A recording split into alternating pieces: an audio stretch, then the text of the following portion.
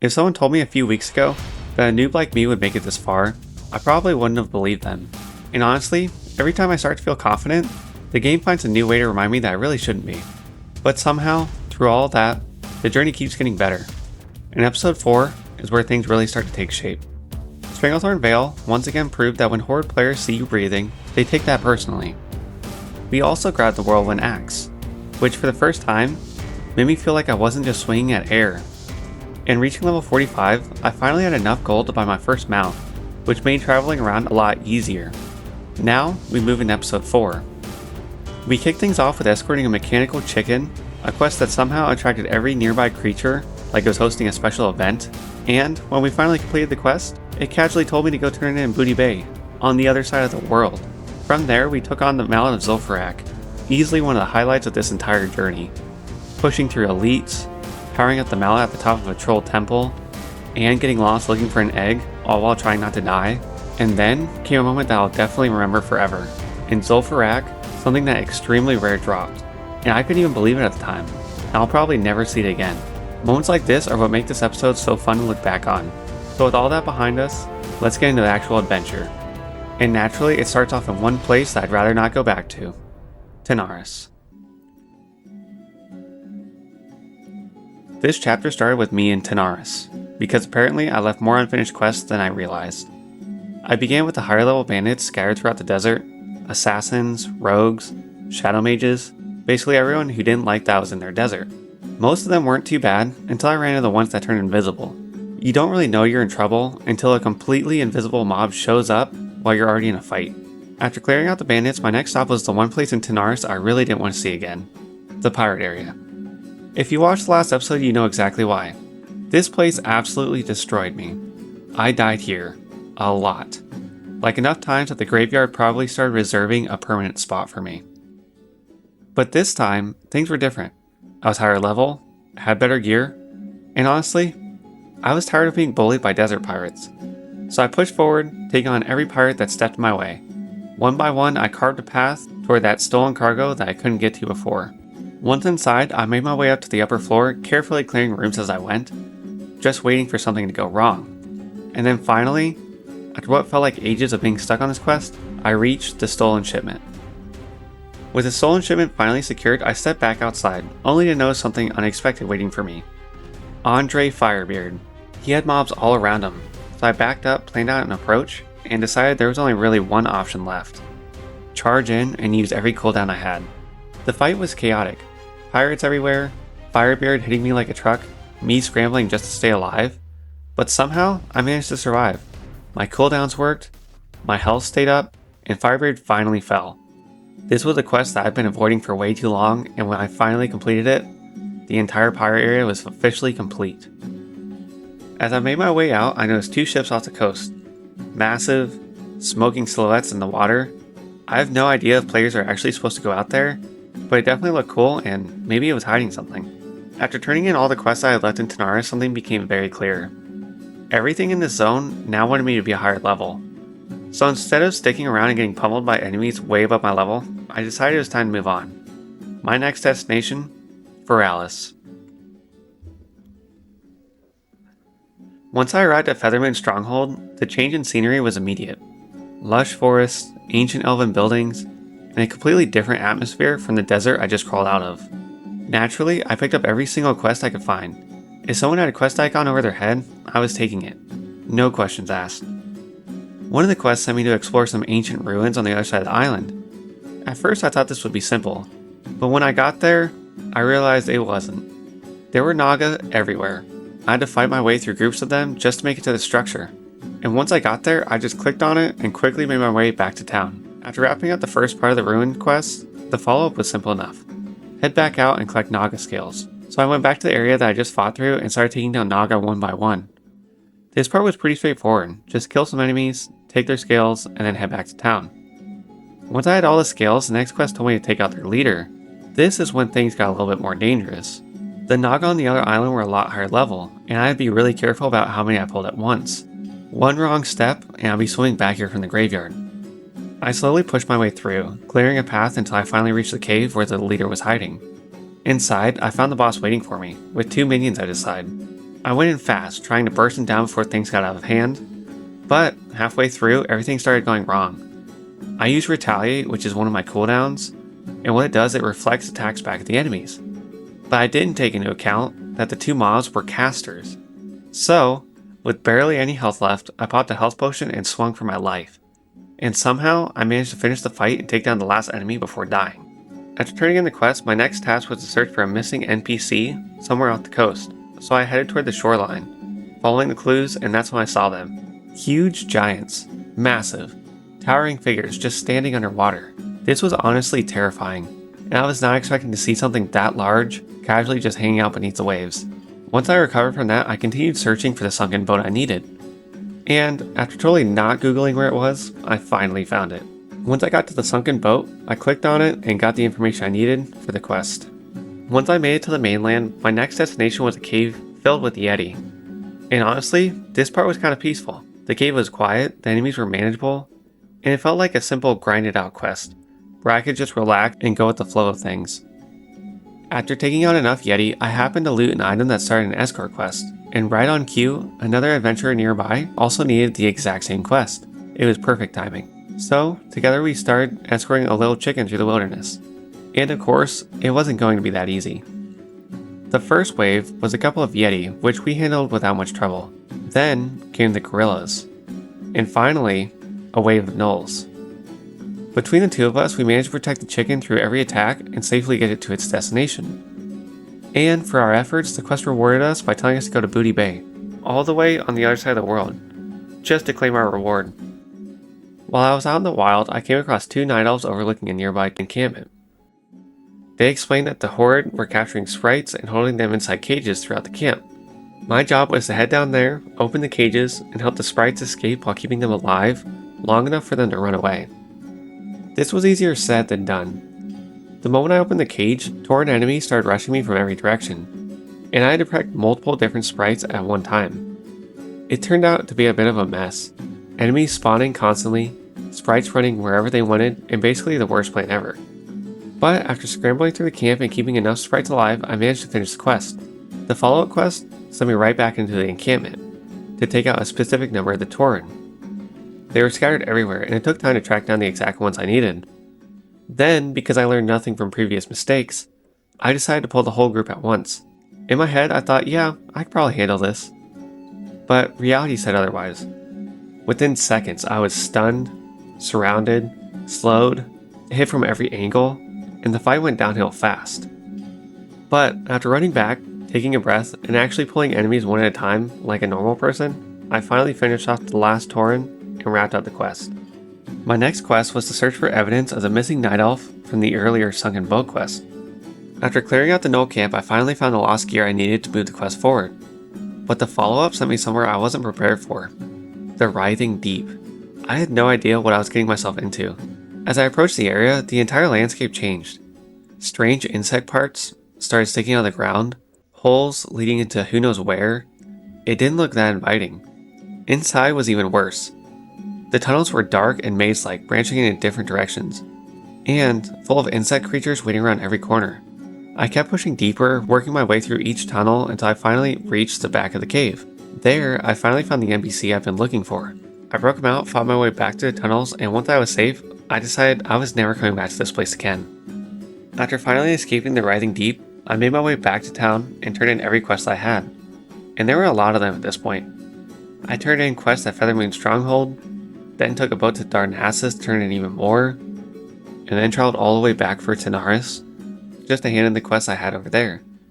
It felt like a world tour of quest turn-ins. But after all that, after clearing entire camps, fighting bosses, escorting chickens, surviving the Writhing Deep, I still didn't level. At that point, it was clear I needed to do something bigger to push me over the edge. So I decided there was only one thing left to do: run a dungeon. And with me already being in Tanaris, the choice was obvious: Zul'Farrak. This place sits tucked away behind the desert, an ancient troll city hidden among the dune. As soon as I stepped inside, the atmosphere completely shifted. Massive stone structures, troll architecture, an entire community built right into the desert. It was unlike anything else in the zone. We started working our way through the place, fighting trolls left and right as we moved deeper into the heart of the city. Every group of enemies felt connected to something larger, like the whole zone was gearing up for a show of force. Eventually, we reached a huge temple structure towering over the rest of the area. On the top of the platform, we found a group of imprisoned NPC adventurers waiting to be freed. After taking out the jailer and grabbing his key, we released them and prepared for what was next. And that's when we saw it. A massive horde of trolls gathered at the bottom of the stairs. Easily 100 of them waiting for us. It was one of those moments where you take a deep breath and hope the healer had enough mana. We charged down the steps alongside the NPCs, fighting wave after wave of trolls as they swarmed the staircase. Slowly but surely, we carved our way through the crowd, thinning out the horde until only a handful remained. And after the last troll finally fell, we pushed deeper into the city, toward the chief. When the fight began, the chief hit hard and fast, but our group held strong and slowly brought him down. And that's when it happened, the rarest item that I've seen throughout this entire playthrough. Jang Thray's the Protector. This was a weapon with a 0.86% drop chance, less than 1%. I really wanted it too, since I normally tank, but unfortunately, I lost the roll. Maybe next time I'll get it, if it ever drops again. With Zul'Farrak finally cleared, I headed back toward town to wrap things up for the next day. I was expecting a calm walk back, but apparently a horde rogue had other plans. Out of nowhere, it came out of the shadows and ambushed me. We immediately went back and forth, stunning, dodging, using cooldowns, both of us dropping low over and over again. The fight was really close, and I genuinely thought I was going to die. But somehow with just a sliver of health left, I managed to win the fight and keep moving. Once I finally made it back to town, I turned in the last of my quests, and after everything I'd done today, I finally leveled. With the next level completed, it was time to leave Tanaris until I came back at a higher level. And the next stop was the hinterlands.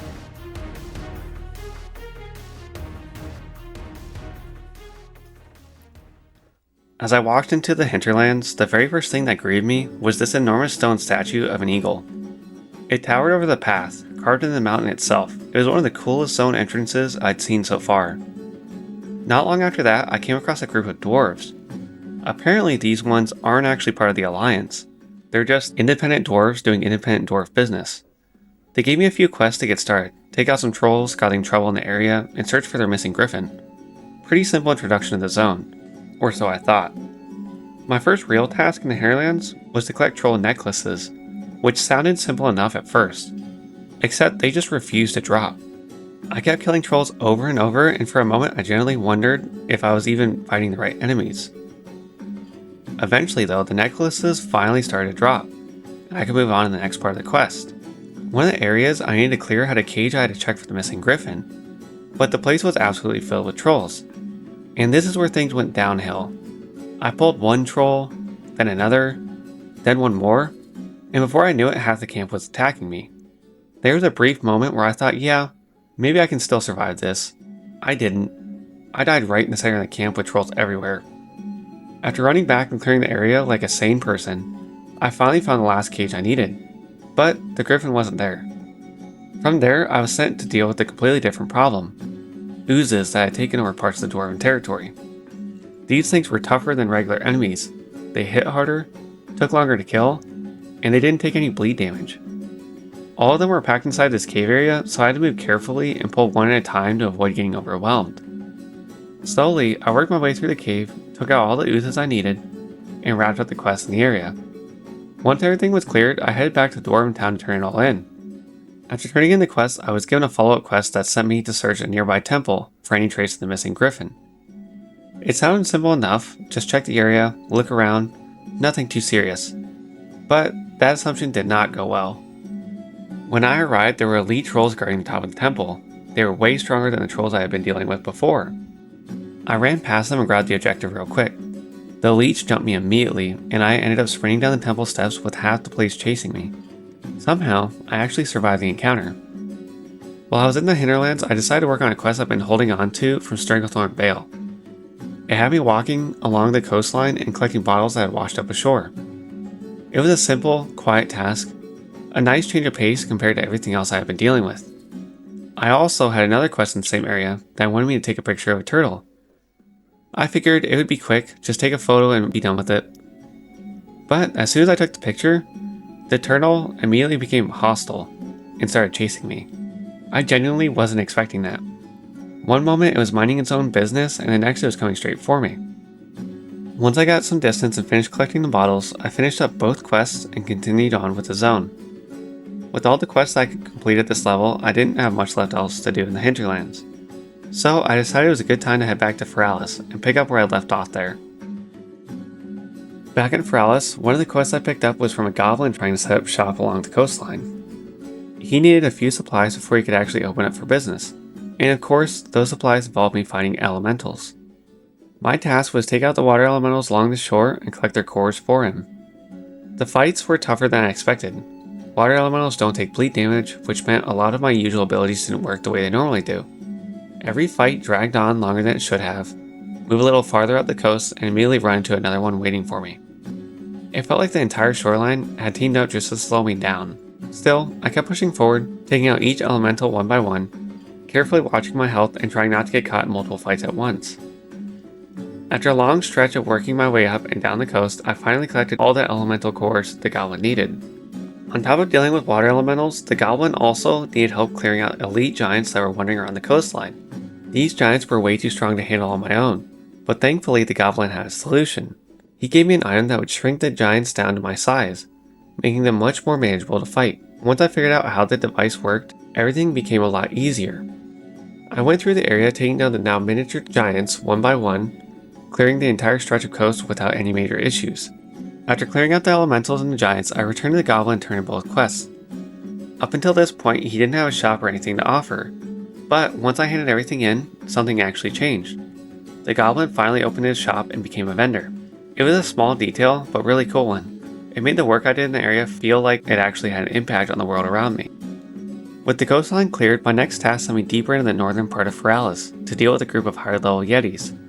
They were all tucked away inside a cave, but this cave immediately stood out from the others I'd been to before. There were bookshelves, tables, and all kinds of objects scattered around, as if the yeti were actually living there instead of just wandering through. There was also this strange purple smoke drifting along the floor, and at the very back of the cave, a glowing glyph circle etched into the ground. I had no idea what these yeti were up to, but whatever it was, it didn't look friendly. Still, I pushed my way through the cave and took out every yeti I needed for the quest. Once the cave was clear and the quest was complete, I moved on to the next part of the zone. Not long after leaving the yeti cave, I came across a massive stone giant who asked for help finding his friend who had gone missing nearby. Conveniently, I had a quest in the same area, so it worked out perfectly to handle them both at once. The second quest had me collecting strange gems from fire scattered around a harpy-infested ruined temple. The place was crawling with them, perched on broken walls, circling above, and ready to jump me the moment I got too close to one of the fires. Each gem was hidden in a different part of the ruins, which meant weaving through groups of harpies and clearing out pockets of them before I could safely grab anything. One gem in particular gave me way more trouble than it should have. It was up on a ledge, and I kept having to jump from one broken piece of stone to another just to reach it. I missed the jump a couple of times before I finally landed it. Once I had all the gems, I was able to use the staff I picked up earlier and perform the spell. As soon as I activated it, there was a hidden compartment in this temple structure in the middle of the zone, and when I clicked on the structure, I leveled up to level 48 and got a cool quest reward. With all that done, all I had to do was track down the giant's friend. Once I tracked her down, she explained that she tends to wander off on her own, and to keep her focused, I needed to ring a bell whenever she drifted too far away. This was definitely different from a normal escort quest. So we set off together, making our way back through the forest. Along the way, I had to fight groups of enemies while also keeping an eye on the night elf, because every so often, she would just head off in her own direction. Whenever she did, I had to ring the bell to pull her attention back so she continued following me. After dealing with the harpies, the night elf wandering around, and a few close calls, I finally got her safely back to the giant and completed the escort. With all the quests completed in the area, I turned in everything I left and wrapped up my time for Alice.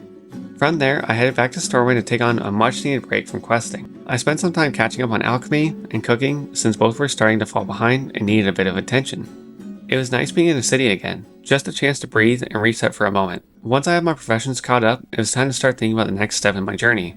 Next stop, actually finishing out Tanaris.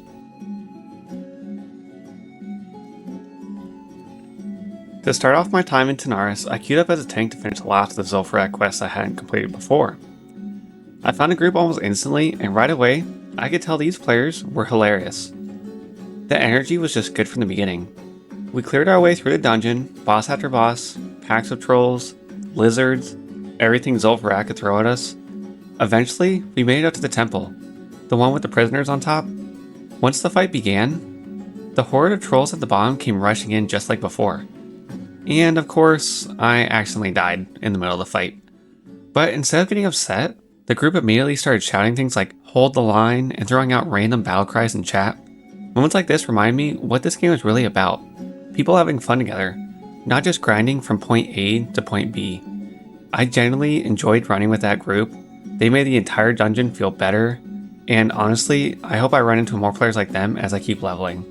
After finishing up the dungeon, I literally traveled all around the world turning in the leftover quests tied to the dungeon. Netherguard Keep, Dustwall Marsh, the Shimmering Flats. Everywhere I could think of where a straight quest turn-in might be hiding, I went there. And after visiting all those places, I still didn't level. I was so close to 49, just a sliver away but not quite there. So I decided to run another dungeon just to push myself a little over the edge. And finally, after everything, I hit level 49. With that done, it was time to head back to the wasteland of Tanaris and finish the last of the zone's quests. One of the first quests I picked up in Tanaris sent me out to deal with some insects scattered around the desert. What I didn't expect was just how unsettling the area would look. The entire stretch of land was covered in insect parts. Legs and shells sticking out of the ground like the desert itself had grown them. It was a little gross, and the bugs themselves hit surprisingly hard. Whenever I killed one, it would sometimes spawn smaller bugs that hit harder than they should have. Still, I fought my way through them, gathered the insect parts needed for the research, and eventually completed the quest. While I was out questing Tanaris, I couldn't stop thinking about the mallet of Zul'Farrak. It wasn't part of any questline, there was no NPC hinting at it, and the game never pointed you toward it at all. Players had to figure out how to get it entirely on their own, which made it feel way more mysterious and way cooler than a normal item. I decided I needed it in my inventory. So I asked my guild for help, and right away people chimed in with advice and offers to come along. With that, the plan was set. I was going to get this mallet. Not long after asking for help, I was greeted by my friend Sargi, another YouTuber in the guild who offered to team up with me. Together we headed towards Hinterlands, where the base version of the Zul'Farrak mallet is hidden. It's actually really cool when you think about it. An item needed for a dungeon on one continent is found deep inside another troll area on a completely different continent. It makes the world feel connected, like the different troll tribes actually knew each other and passed things down between them. Once we arrived in the Hinterlands, it wasn't just about the mallet anymore. I also had the Griffin quest and another quest that required me to track down an ancient egg. So, with 3 major objectives, find the Griffin, find the egg, and get the mallet, we both headed straight toward the elite troll temple. As we made our way towards the troll temple, something felt strangely familiar. Then it hit me. I had already been here. This was the same exact area where I ran for my life from the elites, without realizing it was tied to the mallet at all. Back then, I was just trying not to die. Now I was here on purpose. Sargi and I pulled the enemies we needed and managed to take them down, giving me the base version of the mallet. But of course, the mallet wasn't ready yet. It needed to be infused with special power, and to do that, we had to climb all the way to the top of the temple. Eventually, we made it to the top where the altar was waiting for us. This was the moment I'd been waiting for, finally powering up the mallet. I clicked on the altar and watched it transform into the true mallet of Zul'Farrak. It felt awesome to finally hold the completed version. After infusing the mallet, we went straight into the cave behind the altar, assuming the ancient egg must be in there. We fought through some trolls and explored deeper, but the cave kept branching all over the place. We weren't sure we were going the right way, so eventually we just backed out to look elsewhere. While checking the outside area, we found the griffin cage, totally unguarded. I freed the griffin, and its parents immediately swooped in and flew away together. After that moment, we went back to searching for the egg, and realized the truth. The cave behind the altar was the correct cave all along. We just hadn't explored far enough inside, so we went back to the cave and explored deeper this time. At the very end, we found the ancient egg guarded by a boss with 2 mobs. We couldn't fight all 3 at once, so Sargi sent in his pet and I sprinted for the egg. Everything aggroed and we both ran for our lives. It wasn't clean, but it worked. With all that finished, I said goodbye to Sargi and returned to Tanaris. While exploring the bottom of the map, I found massive floating pillars just hanging out in the air. And behind them, an entire zone just sitting under Tanaris. It was a really cool moment and just shows how much work the developers put into the game with tying each zone together. It was a really cool find while just exploring around in the desert. Next, I had a quest to take out thistle shrub enemies scattered across the bottom of the zone. I also needed dew from enemies in the same area, something players said that could take a while. So I expected the worst. But I got the dew almost instantly after only taking on a few of them. I felt pretty lucky at this point, and all I had to do was finish up the other quests while I was here. And just like that, I was done. Unfortunately, one of my quests sent me into another insect cave, even bigger than before. The ground was cracked open everywhere with tunnels dropping into the earth. My task was to find a missing NPC inside. At the entrance, I pulled 2 mobs on accident and died almost instantly. The graveyard was on the opposite side of the zone, so I had the pleasure of walking 5 minutes back. Yeah, it took that long just to get back to my body. When I finally made it back, the cave turned into a maze. Tunnels branching into other tunnels, looping endlessly, like the developers made it confusing on purpose. Eventually, I reached the end and found the NPC, which turned out to be a machine. I grabbed it and tried to leave but died right away, which honestly worked out in my favor because I respawned right next to town. After turning everything in, I ran Zul'Farrak one last time to make the final push to level 50. At this point, I knew every mob, every patrol, and every spot where things could go wrong. We cleared through the familiar opening and took down the lizard boss. Then we freed the prisoners of the temple and prepared for the troll horde. Trolls poured in from every direction, wave after wave, and right in the middle of the chaos, I finally hit level 50. It felt amazing to reach such a big milestone, and it's still taking some getting used to see a 5-0 on my name. After that, we took out the chief, then used my newly infused mallet of Zul'Farrak to summon the secret boss. And with that, my goal was finally complete. Hitting level 50 felt different. It wasn't just another ding. It was a moment that made me look back at everything it took to reach this point. Running across continents, turning in leftover quests, diving into caves full of insects, tracking down a mallet hidden halfway across the world. Every one of those moments added up to this milestone. So standing in the middle of Zul'Farrak, trolls everywhere, complete chaos unfolding, that little golden flash meant something. It reminded me why I started this journey. Not just the level, but to see how far I could push myself through every zone, every setback, and every challenge the game throws at me. And now that level 50 is finally behind me, things feel different. The world feels bigger. The challenges ahead feel heavier, and every step from here takes me closer to level 60, and the end of this leveling journey. So thank you all for being here through it. The victories, the deaths, the dungeons, and the moments I didn't think I'd pull through, but somehow did. I'm excited for what comes next, and I hope you'll keep going with me, one level at a time. I'll see you in the next episode.